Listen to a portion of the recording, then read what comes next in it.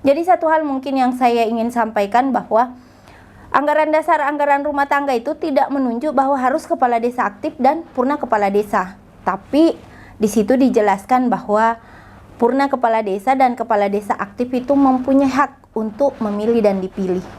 Jangan pernah bersama orang yang hadirnya ketika dia membutuhkan kita, tapi ketika kita butuh itu dia tidak ada. Buat apa? Teman-teman media, berawal saya di Bone itu karena teman-teman media. Saya bisa seperti ini karena teman-teman media.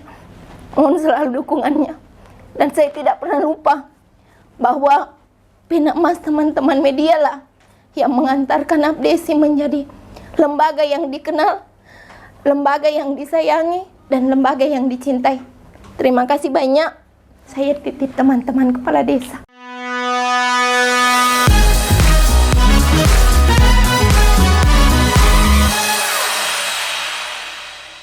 Bismillahirrahmanirrahim. Assalamualaikum warahmatullahi wabarakatuh.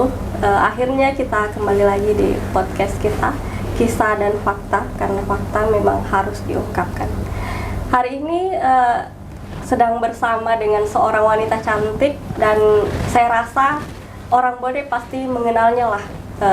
Beliau adalah salah satu Sri Kandi di Kabupaten Bone, khususnya di Abdesi. Dan sekarang beliau baru saja dilantik menjadi Ketua Abdesi Sulsel kembali. Ini periode yang kedua. Yang kedua.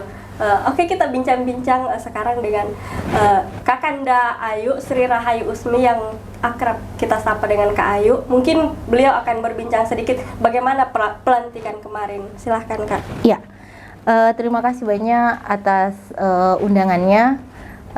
Sebelumnya barangkali saya mau menyapa-nyapa warga Bone. Terima kasih banyak support tak semuanya, doa tak. Alhamdulillah di periode pertama kami sudah melakukan hal dan tanggung jawab dengan baik, dan alhamdulillah diberi kepercayaan lagi, tidak lepas karena ini adalah support masyarakat Bone semuanya. Sekali lagi terima kasih banyak dan tetap memohon doa dan support tak. Kemarin itu diadakan pelantikan di Rujak Gubernur. Alhamdulillah terlaksana dengan baik di hari 21 kabupaten dengan DPC-nya, dan pelantikan juga dihadiri oleh Bapak Gubernur. Selanjutnya juga ada Pak Dirjen di sana, perwakilan Forkopimda juga hadir semuanya di situ. Jadi memang di pelantikan itu bagi kami bukanlah sebuah kemenangan, tapi ini adalah sebuah langkah awal untuk membuktikan bahwa kepercayaan itu harus dijaga dengan baik. Masya Allah ya, sudah cantik, cerdas, dan selalu amanah tentu saja. Nah, saya salfok sih sama bulu matanya, jadi tidak berkedip. Terus kemarin ada pembahasan juga, ada usulan ya dari Pak Gubernur tentang bagaimana Abdesi ke depan, rencana akan menggelar jambore. Bagaimana dengan Ketua Abdesi Sulsel sendiri? Apakah akan langsung melaksanakan saran itu atau ada program lain yang mungkin direncanakan oleh Abdesi Sulsel? Iya, jadi apa yang menjadi arahan Pak Gubernur itu memang kami respon baik di Abdesi untuk melakukan jambore, dan insya Allah November itu kalau Allah memberi hidayah, terus kemudian kita disupport oleh Pak Gubernur, MPO, karena perlu saya sampaikan bahwa MPO Abdesi Sulsel itu ya termasuk di dalamnya adalah anggota DPR. Jadi beliau juga senang dan sangat luar biasa dalam hal melaksanakan kegiatan. Kemarin kita memang sempat sonding-sonding dengan Kanda Irwandi, beliau adalah ketua MPO, Kak Sahar juga, dan beberapa teman-teman MPO untuk membicarakan hal ini, dan beliau respon. Dan kami mohon doanya, mudah-mudahan kegiatan jambore ini bisa berjalan dengan baik. Insya Allah. Dan satu lagi, sebelum kita membahas lebih jauh tentang Abdesi, mungkin masih banyak yang belum tahu dalam Abdesi ini, dalam Abdesi Sulsel ini, apakah semua kabupaten di Sulsel ini tergabung dalam Abdesi dan semua kepala desanya tergabung dalam Abdesi, atau seperti apa? Ya, kalau untuk kami menyampaikan bahwa 21 kabupaten ini adalah bagian dari Abdesi. Kami sudah melakukan muscap dengan mekanisme yang diatur dalam anggaran dasar dan anggaran rumah tangga dan pemilihan DPC, lalu kemudian yang disebut dengan muscap, lalu kemudian pelantikan itu dihadiri oleh Bapak Bupati atau setidaknya diwakili oleh siapa yang menjadi orang perwakilan Bapak Bupati. Jadi saya pikir untuk 21 kabupaten ini memang kami ada di situ di dalamnya, dan ini melalui prosedur, tidak hanya sebuah penunjukan. Ada yang menarik juga nih, kemarin sempat ada sentilan-sentilan bahwa kok bisa sih seorang mantan kepala desa bukan lagi menjabat sebagai kepala desa tapi kembali terpilih menjadi ketua Abdesi Sulsel. Bagaimana ini? Iya, jadi memang anggaran dasar, anggaran rumah tangga itu jelas terkait bahwa hak kita purna kepala desa juga ada di situ. Hanya saja untuk DPC itu pada saat muscap itu tidak bisa kalau dia mantan kepala desa. Kenapa? Karena dia yang harus merasakan langsung apa yang menjadi aspirasi teman-teman, dan dia merasakan langsung apakah hal apa yang akan diperjuangkan. Jadi satu hal mungkin yang saya ingin sampaikan bahwa anggaran dasar, anggaran rumah tangga itu tidak menunjuk bahwa harus kepala desa aktif dan purna kepala desa. Tapi di situ dijelaskan bahwa purna kepala desa dan kepala desa aktif itu mempunyai hak untuk memilih dan dipilih. Mungkin ada pertanyaan menarik juga. Kemarin pada saat pelantikan, kebetulan saya sendiri hadir di sana, sering terdengar sentilan-sentilan dari Pak Gup bahwa tanya Abdesi sebelah, ada apa sih sebenarnya dengan Abdesi? Ya, jadi terkait Abdesi sebelah itu saya juga mau bilang, Abdesi sebelah itu saya tidak tahu. Yang saya tahu itu adalah Abdesi yang turunannya dari Pak ST, lalu kemudian di Pak Surta. Ini melalui proses mekanisme, melalui Munas, dan teman-teman di Sulsel itu hadir pada saat Munas. Secara otomatis dia mengakui kan bahwa inilah versi Abdesi yang selama ini menjadi pijakannya kita. Persoalan ada Abdesi yang lain itu saya mohon maaf betul-betul tidak mengerti dan tidak tahu. Karena terkait SKT kita punya dari Mendagri. Yang kedua, pada saat kegiatan-kegiatan Mendagri hadir. Terus kemudian pada saat Silatnas kemarin kan tidak bisa dipungkiri Pak Presiden hadir. Secara otomatis itu adalah sebuah pengakuan bahwa Abdesi kita itu adalah Abdesi yang kemudian menjadi binaan Mendagri. Dan itu juga disampaikan Pak Menteri bahwa Abdesi itu adalah binaan saya. Abdesi ya siapa yang hadir pada saat itu ya kami-kami itu. Sepertinya ada beban berat sewaktu menceritakan tentang Abdesi sebelah. Tapi menurut hemat saya, menurut pemikiran saya, dalam sebuah lembaga atau dalam sebuah organisasi memang selalu ada yang namanya dualisme. Memang kita akan sulit menyatukan karakter semua orang, perspektif semua orang, sulit untuk menyatukan visi dan misi mereka. Jadi bukanlah hal baru jika dalam suatu organisasi itu terpecah. Tapi saya yakin seorang Bu Ayu pasti bisa melakukan hal bijak dalam hal ini. Tapi saya ingin tahu seberapa keras sih usaha Kak Ayu sampai sejauh ini untuk tetap menyatukan Abdesi tanpa harus ada Abdesi sebelah, Abdesi A dan B seperti itu. Iya, kalau terkait usaha untuk menyatukan ya menyatukan teman kepala desa itu ya dengan cara bahwa apa yang menjadi aspirasinya itu ya sudah kita perjuangkan. Terkait kemarin beliau menyampaikan bahwa di dana desa itu kalau bisa ada anggaran rumah tangga. Lalu kemudian anggaran rumah tangga itu berubah menjadi biaya operasional untuk pemerintah desa. Berarti kan seluruhnya. Yang kemarin di dana desa itu memang tidak ada tercover itu.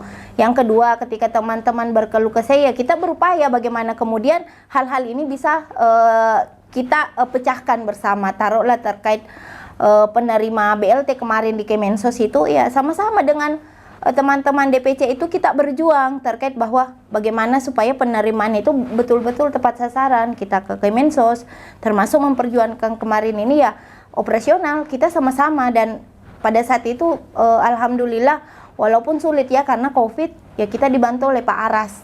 Beliau yang memfasilitasi di kementerian sehingga kita diterima. Kalau di Abdesi sendiri, apakah memang ada keuangan tersendiri ada kas yang dikelola atau seperti apakah ada iuran dari kepala desa? Nggak ada sama sekali. Jadi yang dikelola itu seperti apa? Ya, itu dari apa ya? Teman-teman kepala desa sendiri ketika kita mau berangkat ya harus masing-masing. Berarti dalam setiap programnya itu Ada sumbangsi dari teman-teman. Sumbangsi Iya. dari teman-teman semua. Oke, kemudian ingin saya tanyakan juga rencana abdesi ke depan kan selain Jambore tentunya pasti ada lagi program-program yang penting untuk kepala desa seperti yang kemarin-kemarin mungkin pelatihan atau sosialisasi.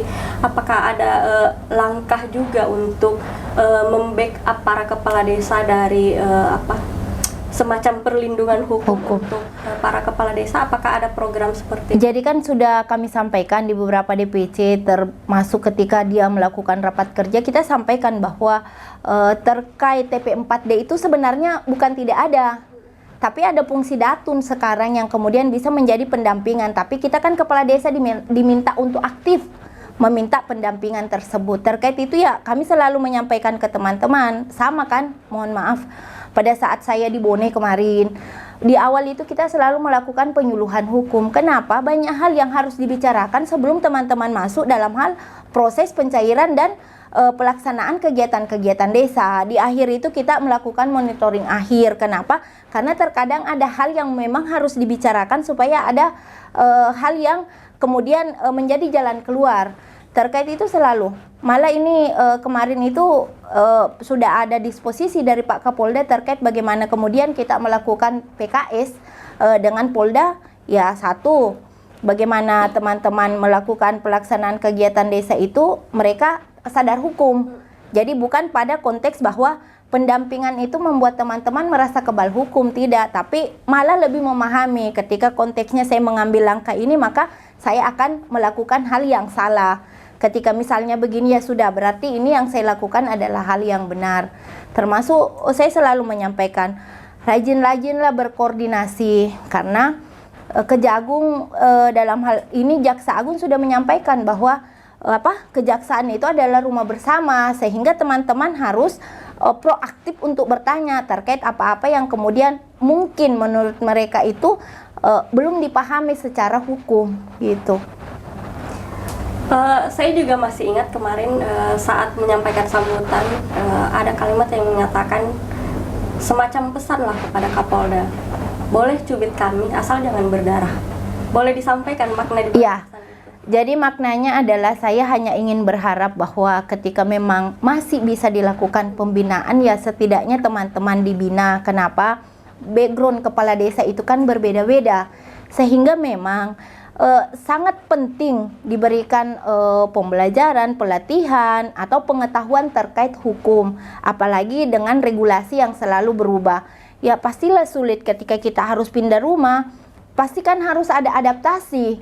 Makanya teman-teman terkadang melakukan kegiatan itu bukan tidak paham, tapi mungkin belum lebih mendetail paham, sehingga menerima regulasi itu hanya prematur. Sehingga memang saya selalu sampaikan ketika ada regulasi itu setidaknya abdesi yang reaktif, bertanya seperti apa lalu menyampaikan ke teman. Karena seperti saya kemarin kan pada saat saya ketua abdesi Bone, ya saya memiliki DPK, sehingga hal-hal yang akan disampaikan pada teman-teman itu ya disampaikan melalui DPK. Saya yakin bahwa ketua abdesi Bone juga sudah melakukan hal yang luar biasa. Terus sejauh mana peran abdesi jika salah satu kepala desanya misalnya terkandung kasus? Contoh saja baru-baru ini ada kepala desa yang tersandung kasus korupsi, kalau tidak salah kepala desa Mataja, kalau tidak salah ya. Dan mungkin sampai sejauh ini kita belum tahu prosesnya sampai di mana, tapi dari beberapa kasus sebelumnya itu kita tidak melihat peran abdesi sama sekali. Memang dalam hal seperti ini sejauh mana sih perannya abdesi? Kalau moto kita abdesi itu ya satu yang dicubit semuanya merasakan sakit.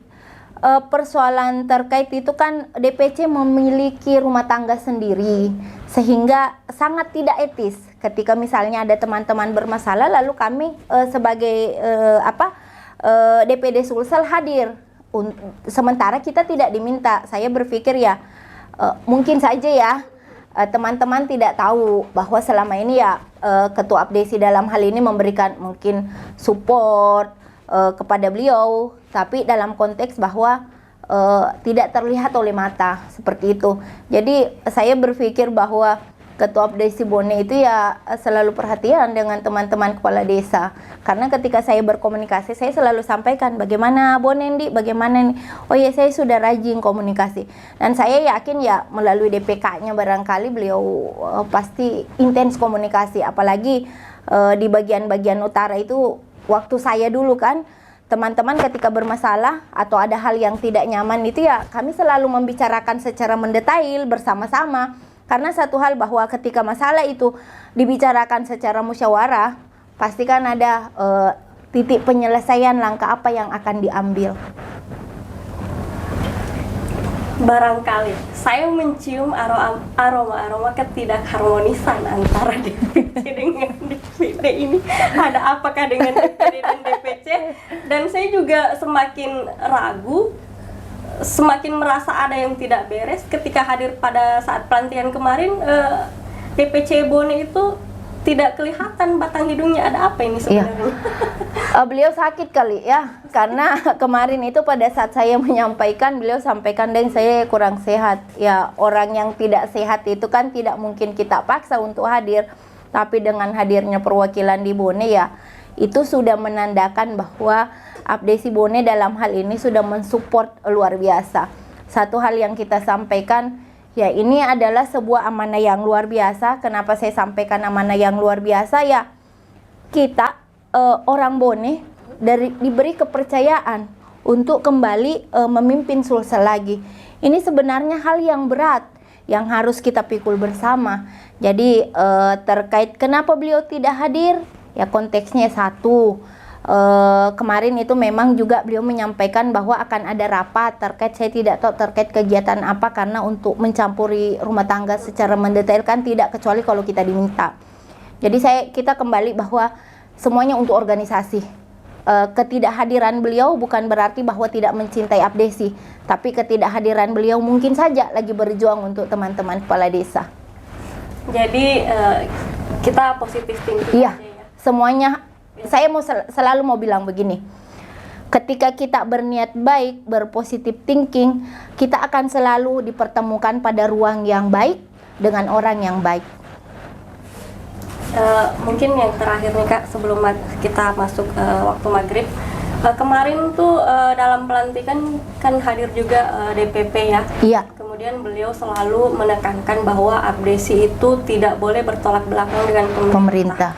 Apakah ini artinya dukungan Abdesi akan ada pada gubernur saat ini?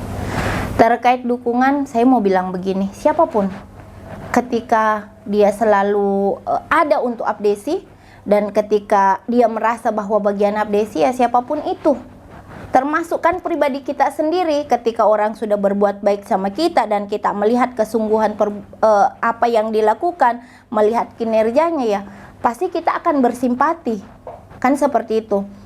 Terkait pilihan nantinya, saya selalu menyampaikan ke teman bahwa jangan pernah bersama orang yang hadirnya ketika dia membutuhkan kita, tapi ketika kita butuh itu dia tidak ada. Buat apa? Tidak hanya pada konteks pemilihan gubernur, bupati, atau pilpres, tapi juga di legislatif. Siapa saja yang ketika kita sudah luar biasa memberikan dukungan kepada teman-teman, lalu kemudian pada saat masyarakat butuh beliau tidak perhatikan, kenapa tidak kita kemudian mencari orang yang lebih peduli, kan seperti itu. Berarti kembali ke hati. Kembali ke hati.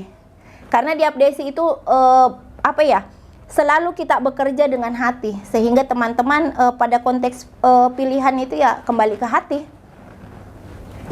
Tapi memang ya, jika sebuah organisasi atau lembaga dipimpin oleh seorang perempuan, itu pasti selalunya lari ke hati, selalu saja melibatkan hati. Boleh saya sedikit, saya lupa. Saya terima kasih banyak kepada teman-teman media. Berawal saya di Bone itu karena teman-teman media. Saya bisa seperti ini karena teman-teman media. Mohon selalu dukungannya.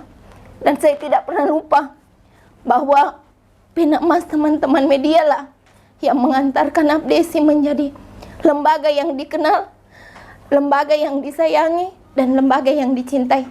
Terima kasih banyak. Saya titip teman-teman kepala desa.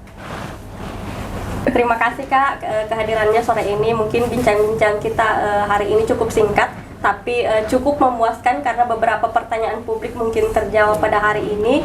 Dan alhamdulillah mungkin kedepannya kita akan berbincang kembali bagaimana progres Abdesi Sulsel ke depan. Terima kasih banyak sudah hadir di sini Kak. Wassalamualaikum